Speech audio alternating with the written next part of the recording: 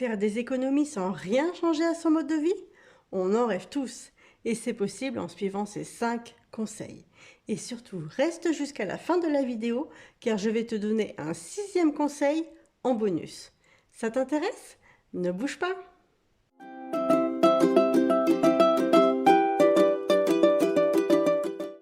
Bonjour à tous et bienvenue sur la chaîne Merci Budget. Alors j'espère que vous allez bien. Ici il fait un petit peu froid, c'est l'hiver, on a sorti les pulls. Voilà, donc j'espère que vous n'avez pas trop froid. Donc aujourd'hui je vais te donner 5 conseils plus un bonus pour faire des économies sans effort. L'idée de cette vidéo, ça va être de faire des économies sans que ça ait le moindre impact sur ta vie ou sur tes habitudes de consommation. Alors, on commence tout de suite avec le premier conseil. Le premier conseil, ça va être de réduire ses frais d'énergie. Alors, comment on fait? Le premier point, tu peux changer de fournisseur d'énergie. Ça peut paraître un petit peu bête comme ça, mais c'est vrai que c'est quelque chose qui peut te faire des grosses économies. Et pourtant, pas beaucoup de personnes en fait passent le cap. Moi aussi, comme beaucoup de monde, j'ai toujours payé mon électricité au fournisseur historique EDF. Et ça fait plusieurs années que je voulais changer, mais c'est vrai que j'ai toujours eu un petit peu peur de franchir ce pas.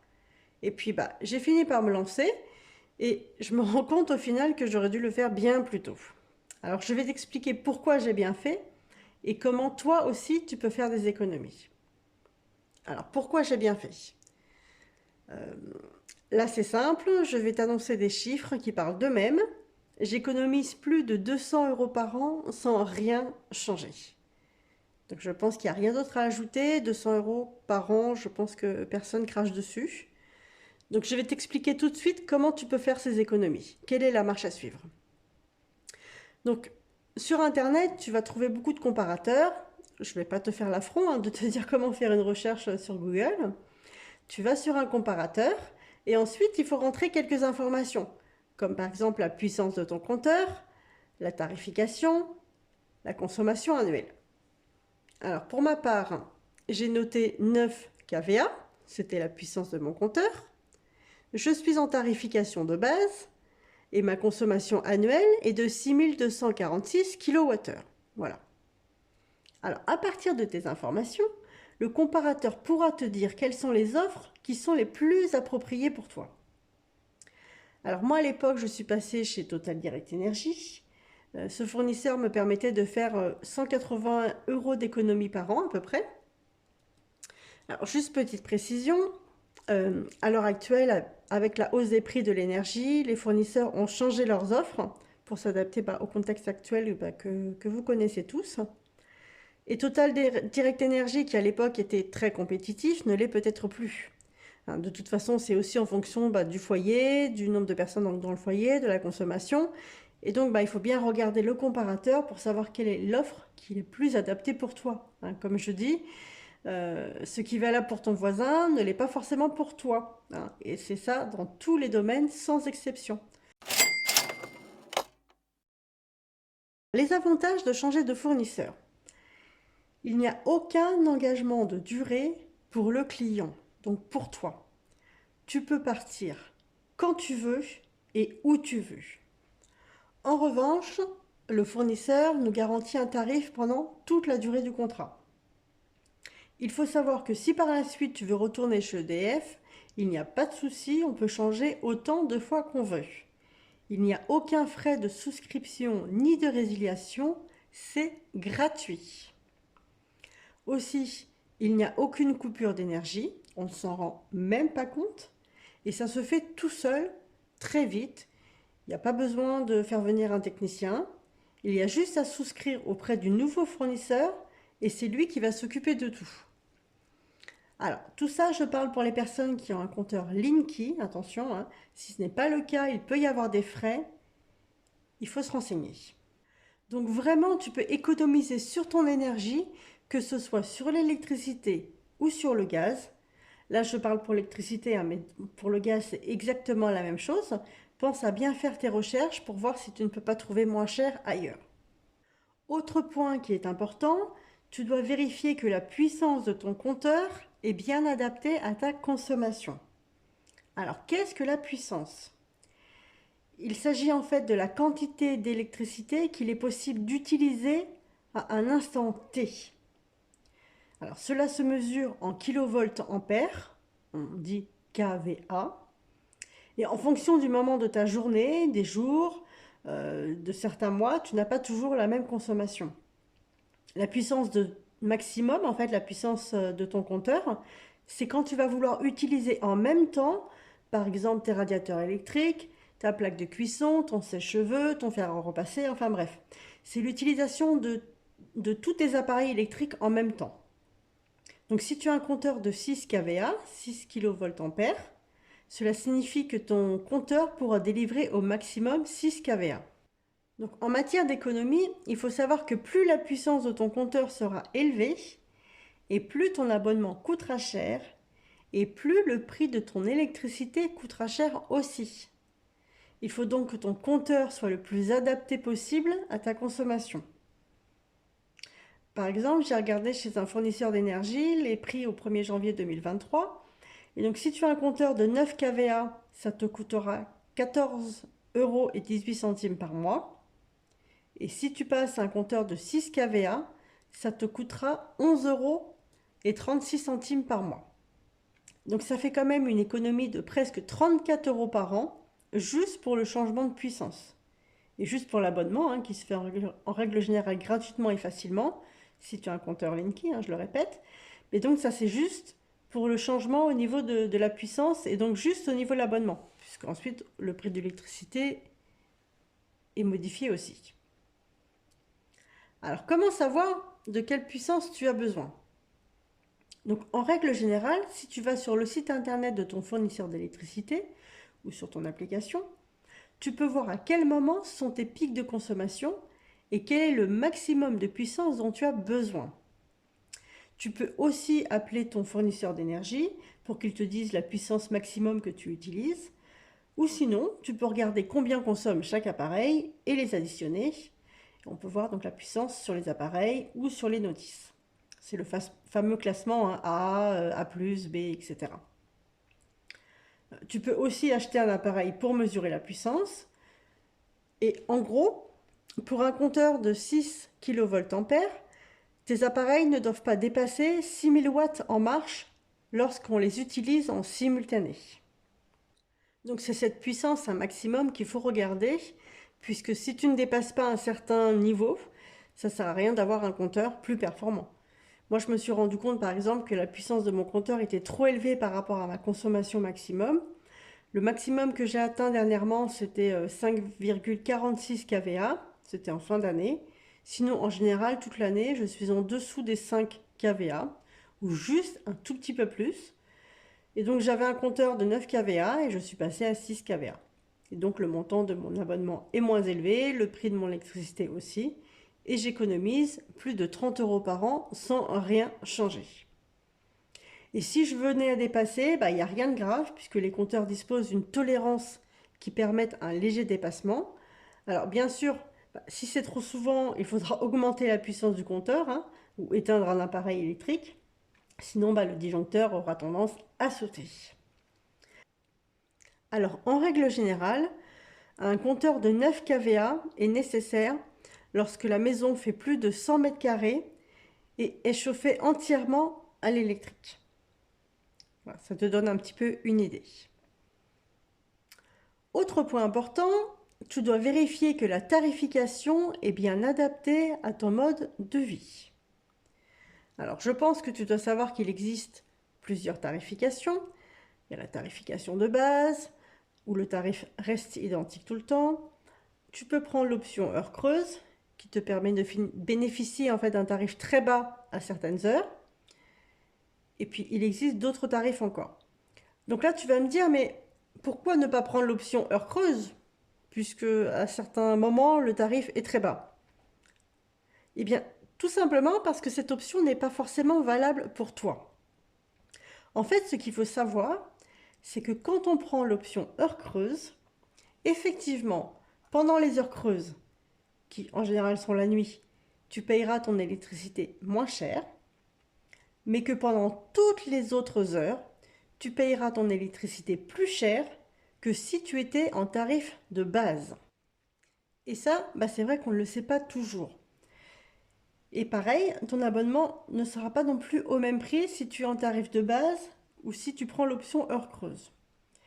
Par exemple, j'ai relevé des tarifs pour un compteur de 9 kVA.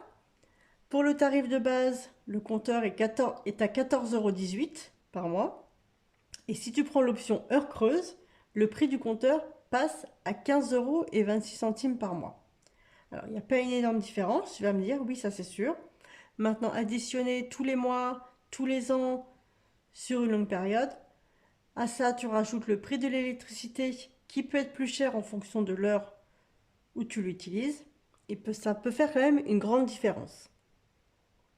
Alors, comme je l'ai dit, il peut y avoir des frais pour le changement de tarification. Donc, il faut bien se renseigner. Tu dois contacter ton fournisseur actuel qui doit te conseiller gratuitement sur la meilleure option à choisir. Donc, on dit en général qu'il faut 30% de sa consommation pendant les heures creuses pour que ça soit valable.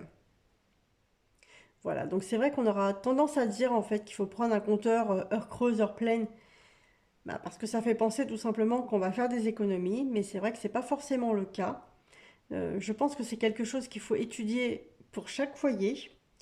C'est sûr qu'un foyer qui fait tourner toutes ses machines la nuit, qui a une voiture électrique qui est branchée pendant les heures creuses et qui n'a pas de radiateur électrique, l'option heure creuse, bien sûr, doit être avantageuse. Mais par contre, pour une famille qui va chauffer en journée, qui ne fait pas spécifiquement ses machines la nuit, eh bien souvent, au final, elle se retrouvait à payer. Je vais y arriver.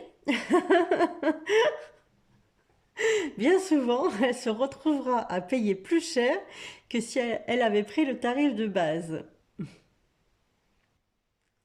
Donc, comme je le disais, il y a d'autres tarifications qui sont aussi présentes sur le marché, hein. Les super heures creuses, l'énergie verte, les offres week-end, etc. C'est vrai que c'est un petit peu complexe, il faut étudier, faire des comparatifs. Il y a là donc des simulateurs sur Internet, par exemple le site Whatissim ou comparateur énergie-info.fr que je trouve qui est très bien fait. Je vous mettrai le lien dans la barre de description. Je l'ai fait, donc ils me disent qu'il faut que je fasse 30% de ma consommation en heure creuse, ce qui est très difficile pour moi. Donc ils me conseillent de rester en tarif de base. Voilà, donc ça, ce sont les conseils que je peux te donner concernant les fournisseurs d'électricité et de gaz. Et je vais te donner juste après le deuxième conseil. Donc, petit récapitulatif, les économies par an, 180 € pour le changement de fournisseur, 33 € pour avoir ajusté la puissance de mon compteur. Donc, pour le moment, nous sommes à 213 € d'économie sur mon année. Nous passons au deuxième conseil qui est de réduire ses frais bancaires. Alors quand j'ai mis le nez dans mes finances, c'est vrai que je me suis dit que je pouvais faire des économies sur mes frais bancaires et notamment sur ma carte bleue. Alors j'étais à la banque postale pour mon compte courant et j'avais pris la carte Pass de chez Carrefour. Alors c'est une carte avec une réserve de crédit, hein, et un paiement qui est possible en différé. Alors, je ne l'ai pas du tout prise pour ça, hein, parce que je suis absolument contre ce principe de paiement en différé. Mais par contre, la carte bancaire me revenait beaucoup moins cher qu'à la banque. Alors ça, c'était en 2015 et c'était ma première carte bleue. Voilà, j'étais très fière de ma première carte bleue. C'était à la base pour payer mon carburant. Et puis, je me suis dit que je payais encore trop cher quand même ma carte bleue. Et donc, l'année dernière, j'ai profité d'une offre de bienvenue dans une banque en ligne, hein, il y en a tout le temps, pour changer de banque, et donc j'ai choisi Boursorama. J'ai pu bénéficier de la prime de 80 € plus 50 € pour la mobilité bancaire. La mobilité bancaire, en fait, ça va être le fait de mettre ses revenus dans la nouvelle banque, hein, tout simplement. Alors, chez Boursorama, c'est eux qui se chargent de tout. C'est extrêmement rapide. Il n'y a vraiment rien à faire, hein. C'est eux qui préviennent les organismes, et donc en donnant ton nouveau RIB. Ils s'occupent aussi des prélèvements, des virements récurrents sur le compte. Enfin bref, c'est vraiment très très bien fait. C'est eux qui s'occupent de tout. Et donc désormais, mes frais bancaires et ma carte bleue s'élèvent à 0 €. Oui, c'est gratuit. Je ne paye rien pour ma banque. Résultat, j'ai économisé 31 € par an sur mes frais bancaires. Alors, c'est sûr que c'est pas énorme, hein, mais comme on dit, il n'y a pas de petites économies. Donc, j'ai embarqué mon conjoint dans ce changement de compte bancaire. Et donc, pour le calcul des économies, on en est donc à 31 € pour ma banque. Mon conjoint, lui, a économisé 180 € par an. Plus, on a eu des primes, hein, de Boursorama. Le montant s'élève en tout à 260 €. Et donc, si on rajoute à ça les 213 € du conseil numéro 1, on arrive à 684 € d'économie. C'est pas mal, hein? Alors, le troisième conseil, ça va être de changer ses assurances. Ton assurance voiture, ton assurance maison, et toutes les autres assurances en fait que tu peux avoir à droite et à gauche. Donc là encore, un simple petit comparatif ou un devis en ligne et tu sauras tout de suite combien tu peux économiser. Pour ma part, pour la maison, ça fait depuis 2019 qu'on est chez Carrefour Assurance et je n'ai pas trouvé moins cher ailleurs, donc je reste là pour le moment, il n'y a pas de souci. Par contre, je n'ai pas de chiffre à te donner puisque c'est l'année où on a acheté la maison et c'est vrai que j'ai pas gardé les comparatifs à ce moment-là. Mais c'est sûr que forcément, si j'ai pris chez Carrefour Assurance, c'est que c'était moins cher ailleurs et donc je fais une économie par rapport à si j'avais été chez un autre assureur. Ensuite, pour la voiture, là encore, ça fait 3 ou 4 ans que je suis chez mon assureur qui est la GMF. J'ai refait un petit comparatif il y a de ça à peu près 1 an et c'était toujours lui le moins cher, donc pas de changement pour moi à ce niveau-là. Et là c'est pareil, j'ai pas de chiffre à te donner, j'avais pas gardé les comparatifs à ce moment-là. Par contre, pour mon conjoint, lui, il est passé chez Direct Assurance et pour lui, ça fait une économie de 192 € par an. Donc si on refait le calcul des économies, on est donc à 213 € pour le conseil numéro 1, 471 € pour le conseil numéro 2, 192 € pour le conseil numéro 3, et donc on arrive à un total de 876 € d'économie. Comme quoi, les petits ruisseaux font les grandes rivières. Alors le quatrième conseil que je peux te donner et qui va rien changer à tes habitudes, c'est de revoir tes abonnements. Que ce soit le téléphone, Internet ou tous les autres abonnements que tu as pu souscrire. Et donc là, il va falloir faire jouer la concurrence, encore une fois, entre les différents opérateurs, tes fournisseurs d'accès Internet, etc. Et ça, c'est à faire tous les ans. Tout le monde est formel, hein. Ça fait partie du jeu. Il faut faire jouer la concurrence tous les ans. Pour nous, les économies que l'on a pu faire entre nos 2 téléphones et la box internet, ça s'élève à 188 € d'économie. Et donc, on a noté dans notre agenda qu'il fallait revoir nos contrats au mois d'avril. Et donc, si on récapitule les économies, on en est donc à 213 € pour le conseil numéro 1, 471 € pour le conseil numéro 2, 192 € pour le conseil numéro 3, et donc 188 € pour le conseil numéro 4. Nous en sommes donc à 1064 € d'économie par an. Alors je pense que je vais le noter parce qu'en fait, quand je vois ces chiffres, je me dis waouh, comment on peut arriver à faire autant d'économies en ne faisant rien. Donc le conseil numéro 1, on avait vu le fournisseur d'énergie. On est donc à 213 € d'économie par an.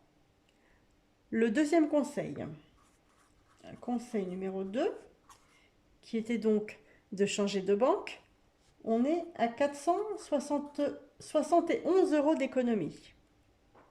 Le conseil numéro 3, qui est de changer ses assurances, on est donc à 192 € d'économie. Et ce conseil-là, le conseil numéro 4, qui est de revoir ses abonnements. On est donc à 188 € d'économie. Ensuite, on arrive au cinquième conseil, qui est le partage d'abonnements. Alors là, je vais vous parler d'une société qui permet de partager les abonnements, que ce soit la télé, la musique, les jeux vidéo, des logiciels ou tout autre abonnement. Alors pour être honnête, je n'utilise pas les services de cette société, car en fait, je n'ai aucun abonnement, enfin, à part mon téléphone et Internet. Mais c'est vrai que quand je vois le nombre de choses que le site propose, je me dis que bien des personnes doivent dépenser des fortunes en fait dans tous ces abonnements. Je ne m'en rendais pas compte. C'est vrai que moi j'en ai aucun. Et je pense que y a beaucoup d'économies à réaliser pour les personnes qui veulent continuer à garder ces abonnements.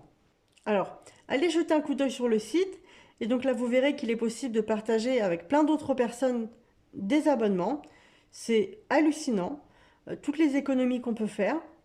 Il y a plein d'abonnements vraiment différents. Le site en question, ça s'appelle Split, donc SPL3IT. Je vous mettrai le nom dans la barre de description.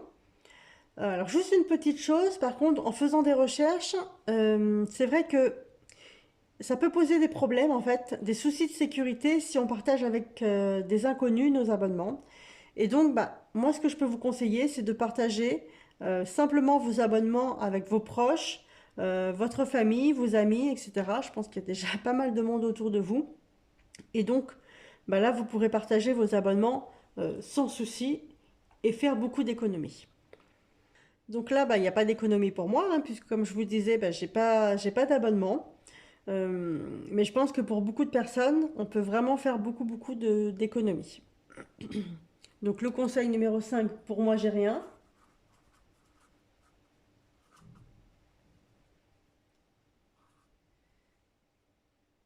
Mais pour vous, ça peut faire beaucoup. Donc quand je vois ça, je me dis que ça fait déjà plus de 1000 € sans rien changer. C'est juste hallucinant. Comme quoi on peut sacrément réduire son budget très facilement. Et donc, tout de suite, je vais vous donner le sixième conseil en bonus. Attention, roulement de tambour, sixième conseil en bonus. Le sixième conseil, ça va être de changer son assurance emprunteur.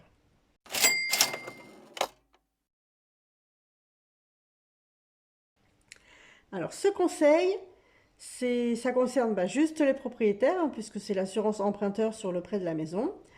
Donc si vous êtes propriétaire, vous avez dû prendre une assurance pour votre prêt en même temps que votre crédit. C'est une assurance qui couvre le crédit en cas d'invalidité, de décès, etc. Et même si normalement l'assurance emprunteur elle n'est pas obligatoire, dans les faits, en règle générale, la banque va vous l'imposer. Et bien sûr, elle va vous faire souscrire une assurance auprès d'un assureur, un partenaire de la banque, forcément. Seulement, peu de personnes le savent encore, mais on n'est pas du tout obligé de passer par l'assurance partenaire de la banque. On peut choisir d'aller où on veut. Et ça a un nom, ça s'appelle une délégation d'assurance.